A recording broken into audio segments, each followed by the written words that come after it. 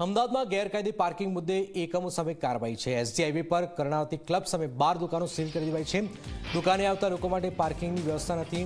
પાર્કિંગની વ્યવસ્થા માટે લેખિત મૌખિક સૂચનો અપાયા છે। દુકાન બહાર આડેધડ પાર્કિંગથી ટ્રાફિક જામ પણ થતો। પાર્કિંગની વ્યવસ્થા ન કરવા બદલ 12 દુકાનો સીલ કરી દેવાઈ છે। એએમસી અને નગર વિકાસ ખાતા દ્વારા આ કાર્યવાહી હાથ ધરાઈ છે। રાતના સમયે જો કે અહીંયા હજારો લોકો આવે છે અને રોડ પર ભારે ટ્રાફિક થાય છે, અકસ્માતો થાય છે।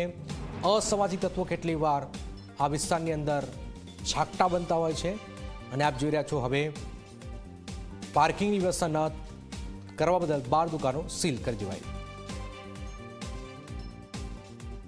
ગેરકાયદેસર પાર્કિંગના કારણે જામ થતા ટ્રાફિક જામ મામલે અમદાવાદ મ્યુનિસિપલ કોર્પોરેશન દ્વારા લાલ આંખ કરીને અત્યંત કડક કાર્યવાહી કરવામાં આવી છે। જે અંતર્ગત પ્રસિદ્ધ કર્ણાવતી ક્લબની સામે આવેલી આખી જે ફૂડ માર્કેટ છે, ખાસ કરીને ઇસ્કોન ગાંઠિયા રથ હોય, ગજાનન પૌવા હોય, આ સહિત વિનાયક પરોઠા હાઉસ હોય કે અન્ય જેટલી પણ દુકાનો છે, 12 જેટલી દુકાનોને સીલ મારી દેવામાં આવ્યા છે। અને આપ જોઈ શકો છો સતત ગ્રાહકોની ભીડથી ઉભરાતો આખો વિસ્તાર હાલમાં સુમસાન ભાસી રહ્યો છે।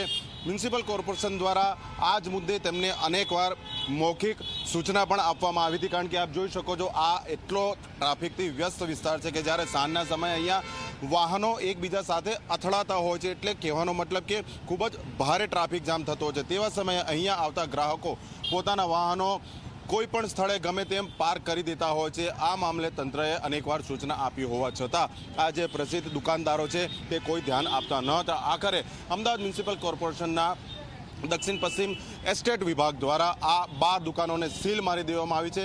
હાલ તો આ કામગીરી ખૂબ જ સરાહનીય માનવામાં આવી રહી છે, પરંતુ પ્રશ્ન એ છે કે શું આ કામગીરી ફક્ત આ વિસ્તાર પૂરતી કે આવી જ સમસ્યાથી ત્રસ્ત અન્ય વિસ્તારોમાં પણ આ કામગીરી કરવામાં આવશે। કેમેરા પર્સન અમિત મકવાણા સાથે અર્પણ કાયદાવાલા, ઝી મીડિયા, અમદાવાદ।